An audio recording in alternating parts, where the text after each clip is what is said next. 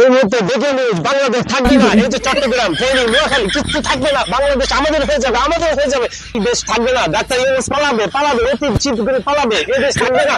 এই দেশ আমাদের হয়ে যাবে, আমাদের হয়ে যাবে। এই হকার, এই টিভির মধ্যে হকারের এটাই দেখি না। এই ইন্ডিয়ার ভিতরে বাংলাদেশের ভিতরে দ্বন্দ্ব লাগানো এই হকারি তো নাকি?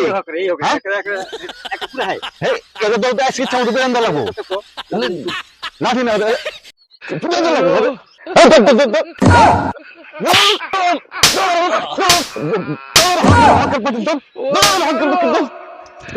এই হকার সাংবাদিক মলম বিক্রেতা সাংবাদিক দুই দেশের ভিতরে দাদা হ্যাঁ এই দ্বন্দ্ব সৃষ্টি করে দিচ্ছে।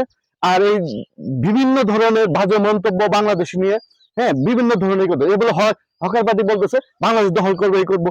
এই দুই দেশের একটা শান্তিপ্রিয় দেশ নষ্ট করে দিতেছে। ওরে এখন এরপর থেকে ইন্ডিয়া যেখানে পাবো দাদা সেখানে মেরে ফেলবো, শেষ করে ফেলবো দাদা। এই মলম বিক্রেতা 2 দিন আগে মানে হকারি করছে এই কলকাতা শহরে।